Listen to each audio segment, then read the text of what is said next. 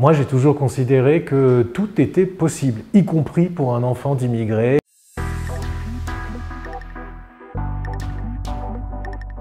Mes parents venaient tous les deux du Maroc, de Meknès en particulier. C'était des immigrés qui ont été naturalisés. Et mon père était tailleur pour dames. Ma mère ne travaillait pas, elle a élevé ses 3 enfants. C'était une ambiance assez modeste.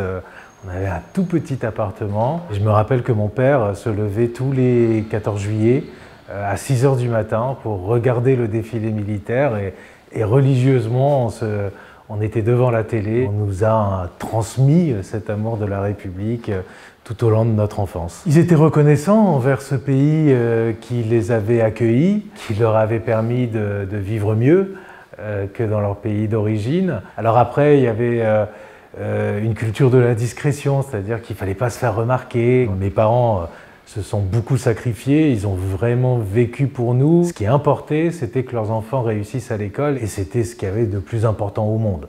Qu'on réussisse dans nos études, qu'on arrive à s'élever comme ça, socialement, il y avait un culte de l'ascenseur social en fait. Les racines étaient très présentes, mais c'était des racines juives, mais aussi des racines arabes, parce qu'on venait du Maroc et qu'il y a toute une partie de ma culture qui est une culture du Maghreb, de la Méditerranée. Et tout ça, ça fait un mélange. Et cette diversité-là est une richesse à partir du moment où on ne se recroqueville pas sur une ou l'autre de ces identités et où on en fait quelque chose d'harmonieux et où on essaie de prendre le meilleur de toutes ces cultures. J'étais avocat depuis quelques mois et puis l'été arrive, c'est moi qui tiens la permanence au cabinet et l'équipe de Charlier débarque, je suis tout seul, je connais rien à rien et j'étais totalement impressionné et puis c'était déjà des légendes. Ils relançaient le journal, il y avait déjà des problèmes judiciaires. Et l'histoire commence comme ça, c'était festif, c'était joyeux, c'était libre, c'était transgressif. Donc oui, tout ça me plaisait beaucoup. Je suis allergique à tout ce qui me donne des leçons de morale. Vivre libre, c'est compliqué, c'est difficile parce qu'on n'a pas de repères, on n'a pas de direction, on n'a pas de commandement. C'est solitaire, mais en même temps, ça donne, je crois, une vie beaucoup plus riche. Le combat, il y a toujours un prix.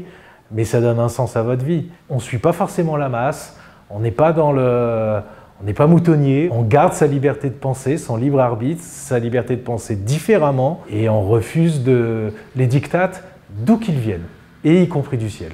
Moi, j'ai toujours considéré que tout était possible, y compris pour un enfant d'immigrés. Mais pour que tout soit possible, faut se battre, faut se tourner vers l'avenir, pas vers le passé. J'ai galéré terriblement. D'abord, quand on part de rien, on galère toujours plus que les autres. Mais en même temps, c'est un formidable moteur, parce qu'on a faim de réussite. On n'obtient que ce dont on rêve, ça c'est certain.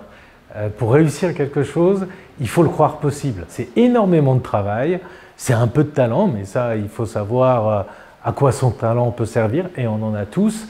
Et puis il faut surtout avoir faim. Il faut se battre. Des injustices, il y en aura toujours pour tout le monde, toute la vie. La meilleure réponse, c'est de réussir.